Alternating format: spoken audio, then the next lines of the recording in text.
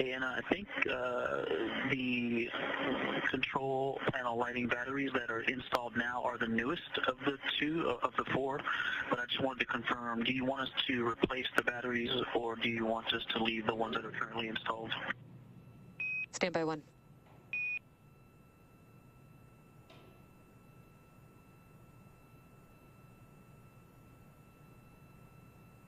So as you can hear, there are a lot of checks underway right now between teams here on the ground in Mission Control Hawthorne and in Mission Control Houston with both the crew on the International Space Station that will remain once Crew-1 departs today and the Crew-1 astronauts themselves. So it's just those final checks that have to happen as we're getting ready for hatch closure coming up here shortly.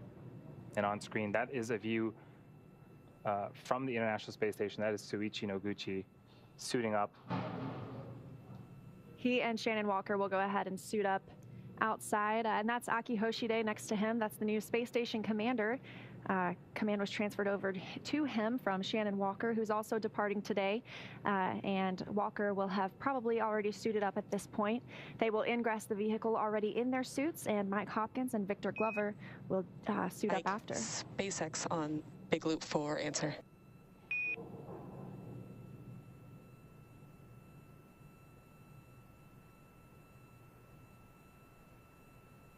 And SpaceX, go ahead on the big loop, and you guys are coming in a little bit scratchy.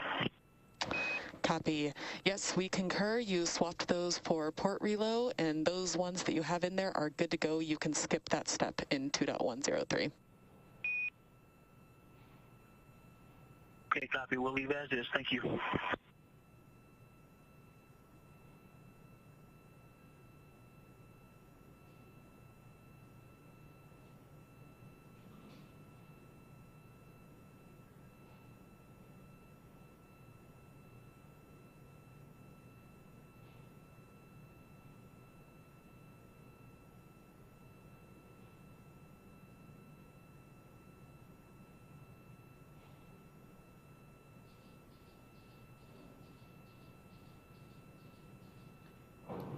So as we wait, we can see a lot of astronauts continuing to help Soichi.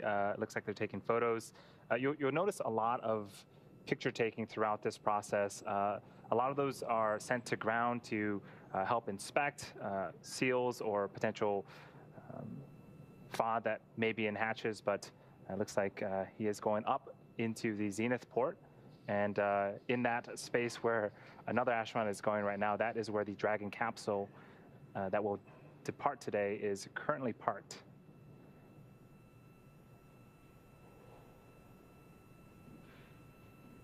And that is Soichi going through the APAS hatch and the vestibule into Dragon.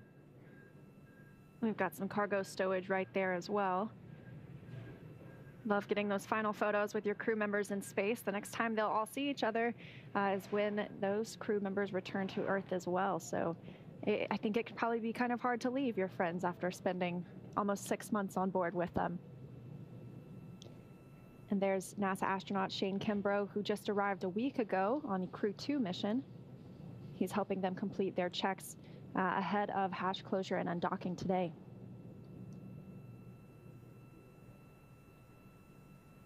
And also part of the Crew-2 astronaut, that is Thomas Pesquet with his hand on the blue rail. He's also going in to see if he can help as well.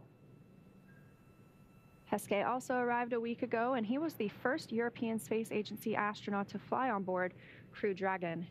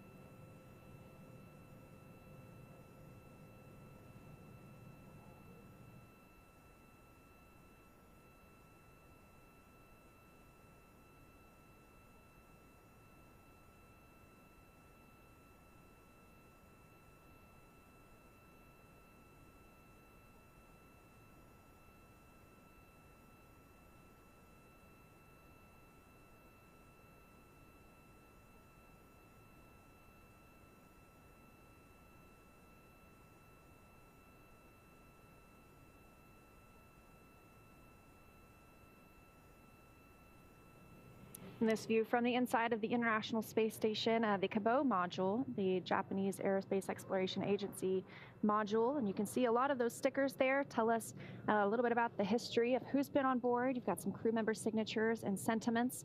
And to learn a little bit more about the International Space Station side of things and how those operations are going in preparation for undock, let's talk with our colleague Brandy Dean in Houston. Brandy. Thanks, Leah and Andy. And we are here inside the International Space Station Flight Control Room watching just as you guys are there in California. We're currently awaiting the astronauts, as you said, Mike Hopkins, Victor Glover, Shannon Walker, and Japan Aerospace Exploration Agency astronaut Soichi Noguchi to ingress and board Dragon for their return flight home. As you are seeing, ingress is definitely already underway. It'll wrap up once Mike Hopkins and Victor Glover board in just a few minutes. Ingress it actually involves them getting into their spacesuit inside. We've seen Shannon Walker and Soichi Noguchi already in their spacesuit, but Victor and Mike will follow up by putting theirs on once they do board. Let's take a look at some of the upcoming milestones, not only for today's departure, but also splashdown. First up, of course, at 3:20 p.m. Pacific time or 5:20 Central, we will be watching for hatch closure. Once all Dragon crew members are inside their vehicle in just a few minutes from now, they'll be able to close the hatches between them and the International Space Station. As I said, Mike and Victor will be donning their spacesuits once they are inside the Dragon. And as you saw there on the screen, those aren't the big white spacesuits you might remember from spacewalks, but the SpaceX spacesuits the crew will wear during all of the dynamic phases of flight to protect them in case of an emergency. There will also be a series of leak checks on the spacecraft that will occur before the crew makes their way into their seats to strap in for undocking. At 3:25 p.m. Pacific or 5:25 Central, we'll have the APAS hatch closure. Once Dragon's hatch is closed, Shane Kimbrough, one of the space station crew members staying behind, will affix a docking target to the outside of the APAS hatch and then close it, creating a space between Dragon and the station known as the vestibule. He'll then make his way out of the pressurized mating adapter between the two vehicles and close the forward hatch on Node 2 of the space station. SpaceX, this is Resilience. At 4:10. Dragon cabin configuration for departure is complete, 2.10. However, Ike is still working on the polar lockers. Copy. Thanks for the status. Dragon Commander Mike Hopkins there reporting that they are making their way through the different tasks and check marks that they need before they are able to close the hatch. Continuing through the activities coming up at 4:10 p.m. Pacific or 6:10 Central, we'll have vestibule depressurization. Once all the hatches are closed, a ground command will be sent to open valves on Dragon and begin depressurizing the vestibule, essentially venting the air inside and bringing it down close to vacuum. They'll pause at about 5 pounds per square inch for a few minutes to allow temperatures inside the vestibule to stabilize before they finish that depressurization. And then at 5:20 p.m. Central, 7:20 p.m. Pacific, 7:20 Central, we'll listen for the go, no-go call for undocking. Teams here in Mission Control Houston and in MCCX and Hawthorne will do a joint call for undocking. Finally, at 5:35 p.m. Pacific, 7:35 Central, that will be the actual separation. An undocking command will be sent, followed by a few minutes for the umbilical that connects the power and data between the two spacecraft to detach, and for 12 hooks holding the Dragon in place to retract. Then 2 quick firings of the Dragon's thrusters will initiate separation and undocking will be complete.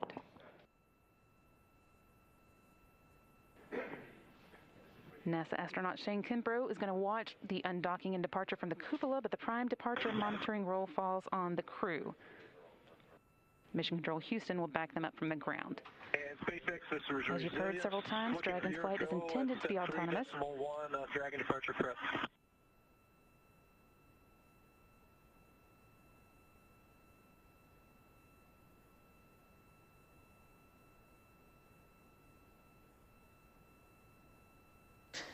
And Resilience SpaceX, assuming that means bolt torquing is complete. You are go to complete LIO configuration, IMV teardown, and hatch closure per procedure. 2.103.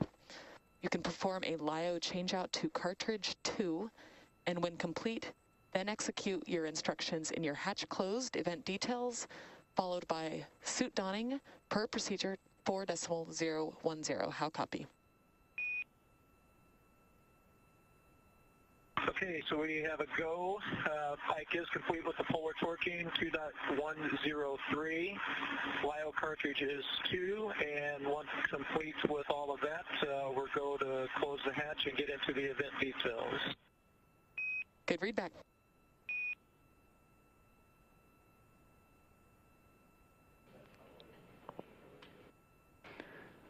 Mike Hopkins again, commander of the Dragon, talking with the team on the ground in Mission Control X in Hawthorne about the steps that are getting the Dragon ready for its departure today, and specifically the lithium hydroxide cartridge reconfiguration. They'll also be working on some teardown of ducts between the two vehicles, the Dragon and the International Space Station, all leading up to that hatch closure that we're watching for.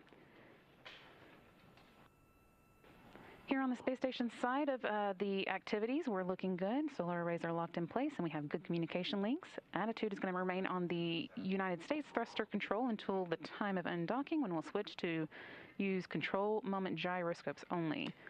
We're tracking no issues for an on-time departure. And as we get ready for that final ingress, I'll throw it back to Leah and Andy in Hawthorne. Thanks so much, Brandy. And we heard several calls there, and one being that they were go for hatch closure. You can see NASA astronaut Shane Kimbrough continuing to do some work around the hatches and in that vestibule area. And we should probably mention that just before we came on air today, we heard that the weather is go in the most recent weather briefing that comes about 2.5 hours prior to undocking. So everything continues to move on the timeline here. And then there in the center of your screen, you've also got NASA astronaut Megan MacArthur. She arrived with the crew members a week ago on Crew-2.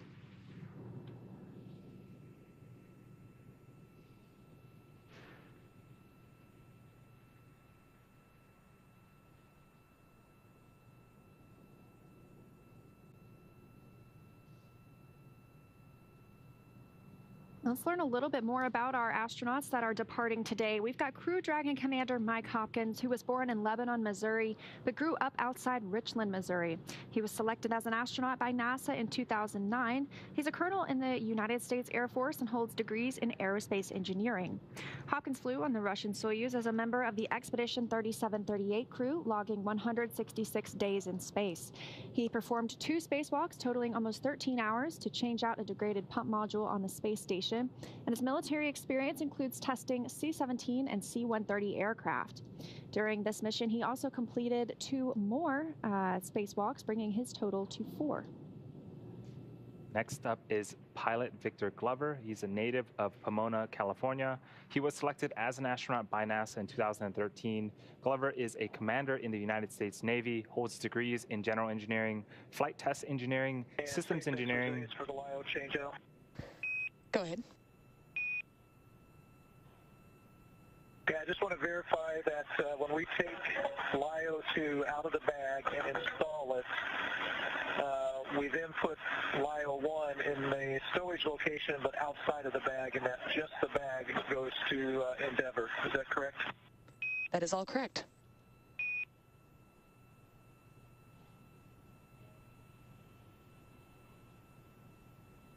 And again, that was Commander Mike Hopkins getting some clarification on some LIO checkouts. On screen is Thomas Pesquet talking, who is off screen with Aki Hoshide.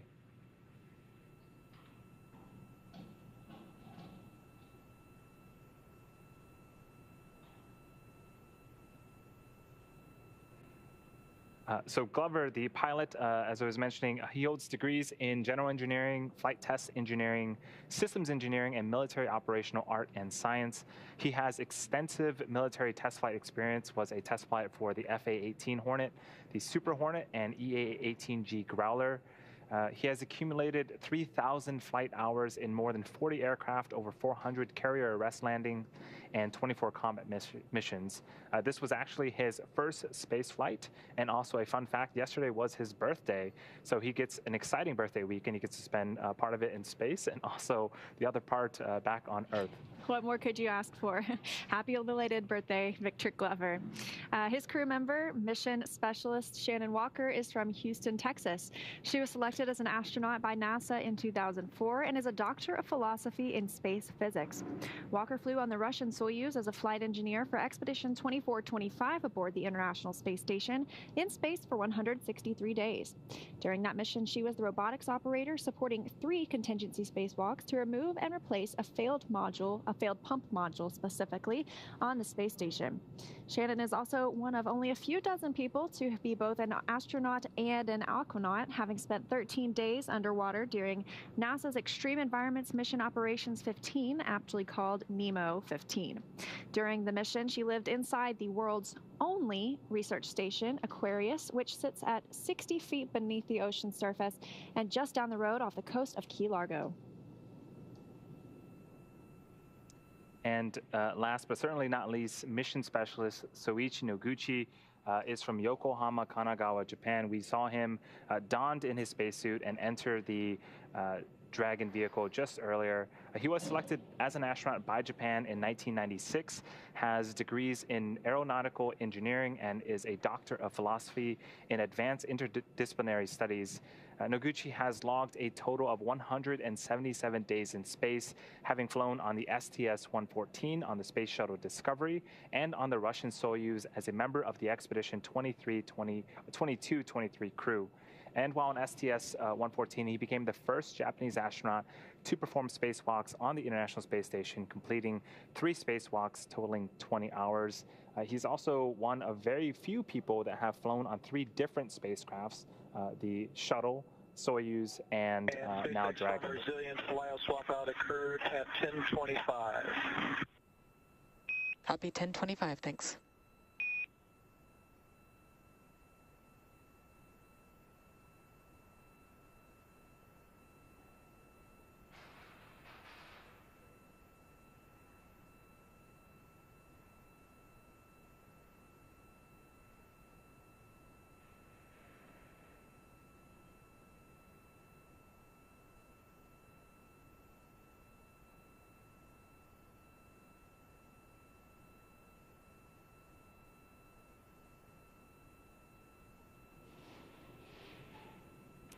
Soichi Noguchi, as you mentioned, logging 177 hours on his previous space flight, and this time he comes home. All 4 of these astronauts come home, having added 168 extra days in space. Dragon SpaceX for LIO time clarification.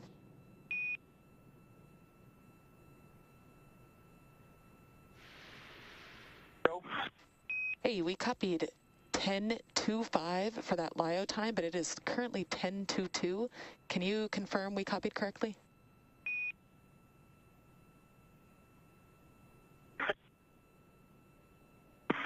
Yeah, so my iPad's got a little fast on it, so 10:22 works. Copy 10:22.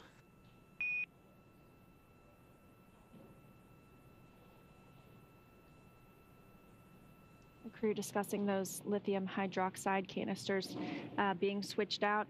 So we mentioned they're coming home with 168 days in space, these 4 crew members, and once they splash down, they will be breaking a record from the set by the final Skylab crew of 84 days, 1 hour, and 15 minutes in space by an American crewed spacecraft, and that was in February 1974. So just another first for Crew-1.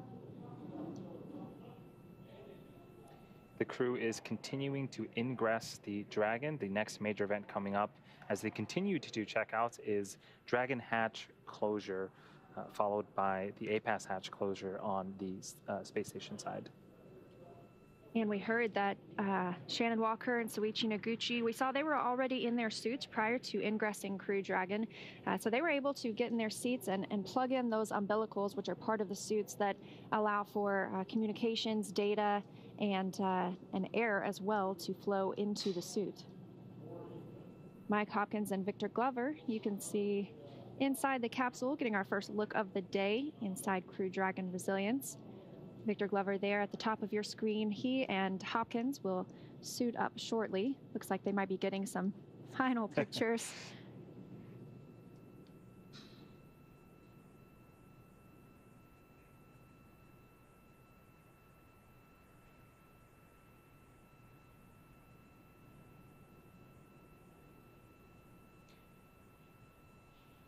The hands that you see closest to your screen, that is from astronaut Shannon Walker. Again, the mission specialists don their suits before ingressing. Commander Mike Hopkins and pilot Victor Glover will don their suits after hatch closure. And it looks like they were just doing just that, closing that forward hatch.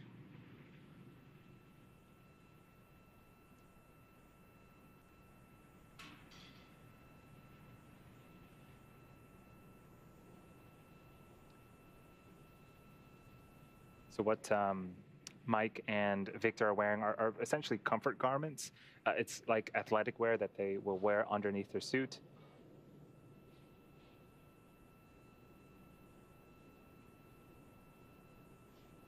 There's actually two hatches. The forward hatch that Leah had mentioned that they are currently working to close. There is also a side hatch that later on after splashdown, that's where they will egress from, and that's the same hatch that they used to ingress when they were launching back in November last year. And the view on your left from the International Space Station side of the operation. Not only does that Dragon hatch have to be closed, the A-Pass hatch has to be closed as well. Crew member Shane Kimbrough will be... SpaceX Farm Resilience hatch is closed. Copy, hatch closed.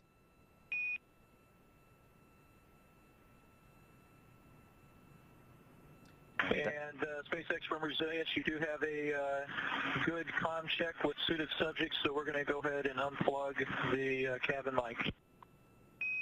Copy, sounds good. And for your awareness, we do plan to do a short nitrox injection following hatch closure to slightly bump cabin pressure. Resilience copies. That hatch closure call coming at 3:25 p.m. Pacific time as the International Space Station was flying 269 statute miles over the South Pacific Ocean. We also heard the call that they have good comms in their suits. Again, as Leah mentioned, there's an umbilical on the right thigh of the suit that will give the suit all the avionics and electronics they need, including the comms. It also provides air and gases. Later on, as you know, the Dragon's capsule re-enters the Earth's atmosphere, it gets exceedingly hot, and so there is nitrox purge through the suit to keep the astronauts nice and cool. And nitrox is essentially a combination of nitrogen and oxygen, very similar to the breathable air that we have here on Earth.